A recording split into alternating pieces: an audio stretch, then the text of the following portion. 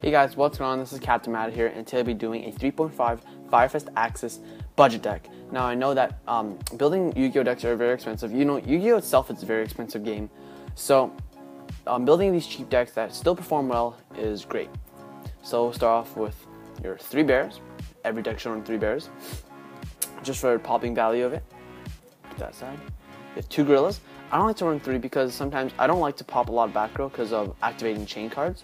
So I only run 2 bears. I run 2 leopards. Only 2 leopards because sometimes your opponents get the push on you and you draw into a leopard and it just really doesn't do anything for you unless you search for a tanky your main phase. But by then, you know, probably going to be done by then. So I have 1 wolf bark. Now I know wolf barks are 3, but this is a budget deck and wolf barks is a very expensive card. So most expensive cards in Firefest, I'm only going to run 1 card in it, of it. So wolf bark 1. Rooster 1. It's not expensive, it's just that Rooster is, yes, it's a 3.5, but 3.5 is half-half, so Rooster, I only run Rooster at 1, just for rank 3 plays. I run Hawk for the 500 attack bonus and rank 3 plays.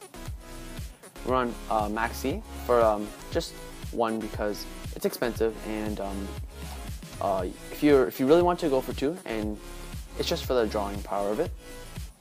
Trap Tricks Mermella, sorry, to search out for the bottomless trap hole. 1 card D, because it's an expensive card, and it's the budget deck, so I'm only going to run 1. 1 boar for the special summon rank 4 play. So on for spells, we'll run 3 Tanky. Tanky is a cheap card you can get, of course. So run 3 of those.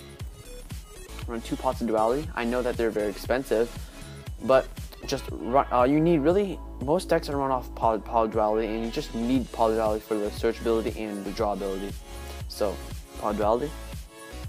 Got 2 Tensu for rank 4, rank 3 plays. I got 2 Mystical Space. I would run 3, but I don't like popping back row all the time, as I said on Gorilla, because it activates chain. So 2 MC. 1 Dark Hole instead of a Geki, same thing.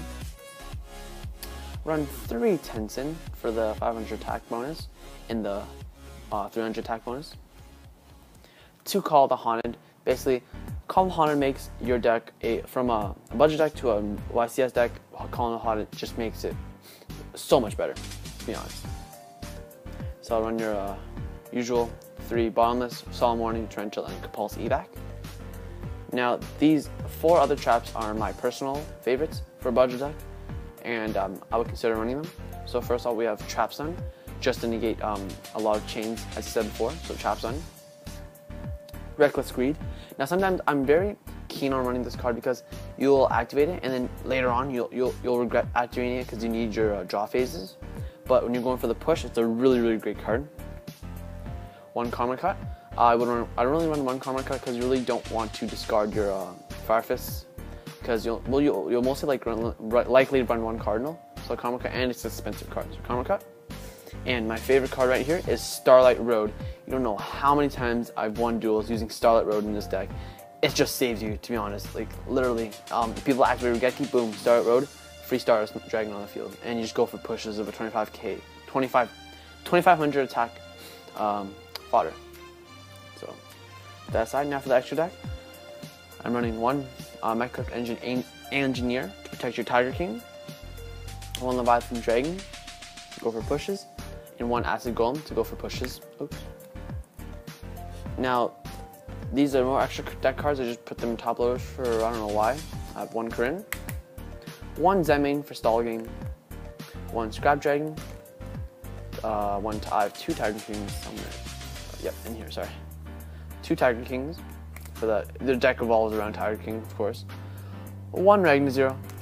Trust me, Ragnazero is going to be good right now because many decks like Quill Forts or Burning Abyss will run, you know, attack boosts, and when you have Ragnazero on the field, it just changes the entire game. So Ragnazero, run that next format.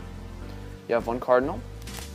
I really don't want to give up my back row, but if you have to search for your monsters in the graveyard, you have to search for monsters in the graveyard. That's just sacrifice.